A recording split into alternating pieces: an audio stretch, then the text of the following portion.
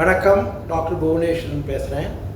Cellular therapy, அதாவது செல்கள் என்று சொல்லக்கூடிய மிக சிறிய செல்கள் மூலமாகவும் திசுக்கள் மூலமாகவும் செய்யக்கூடிய சிகிச்சை. ரீஜெனரேட்டிவ் மெடிசின், அதாவது செல்களும் திசுக்களும் தானாக உருவாகக்கூடிய மருந்துகள். இந்த மாதிரியெல்லாம் இப்போ புதிய விதமான சிகிச்சை முறைகள் பலவிதமாக பேசப்பட்டு வருகிறது. நீங்கள் கேள்விப்பட்டிருக்கலாம். இப்போ பார்த்தீங்கன்னா கேன்சருக்கு அந்த செல்கள் மூலமாக, அதாவது முக்கியமாக ஒரு குறிப்பிட்ட டி செல்கள் என்று சொல்லக்கூடிய கார்டின்னு சொல்லுவோம், அந்த மாதிரி செல்கள் மூலமாக பலவிதமான கேன்சர்களுக்கு, முக்கியமாக இரத்த புற்றுநோய் மற்றும் சில புற்றுநோய்களுக்கு இப்போ வைத்தியம் வந்திருக்கு.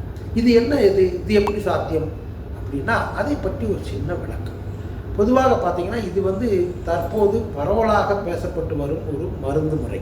இதில் ஸ்டெம் செல்ஸ் அப்படின்னு ஒரு விதம் இருக்குது. இந்த ஸ்டெம் செல்ஸ் அப்படிங்கிறது என்னென்னா, ஆங்கிலத்தில் ப்ளூரிபொட்டன்ட்னு சொல்லுவோம். அதாவது ஒரு ஸ்டெம் செல்லானது பலவிதமான செல்களாக உருமாறக்கூடியது, பலவிதமான திசுக்களை செய்யக்கூடியது, உண்டு பண்ணக்கூடியது அப்படிங்கிற மாதிரி புரிஞ்சுக்கணும்.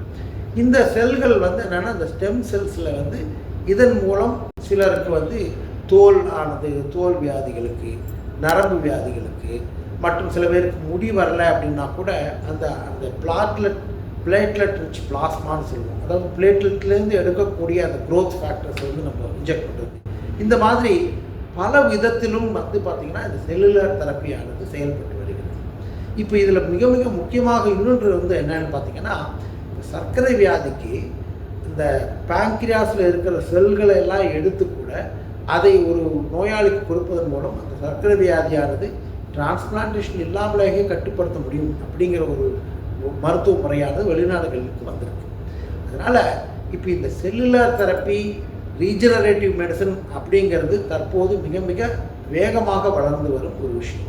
ஆனால் பலவித காரணங்கள்னால அது இன்னும் மிகப்பெரிய அளவில் எடுபடலை.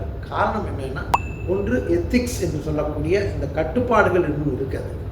இரண்டாவது அதனுடைய செலவு. புரிஞ்சுட்டிங்களா? இதை பற்றி நீங்கள் அடிக்கடி இன்னும் கேட்க போகிறீங்க. பின்னால் உங்களுக்கு அதை பற்றி சொல்கிறேன். வணக்கம்.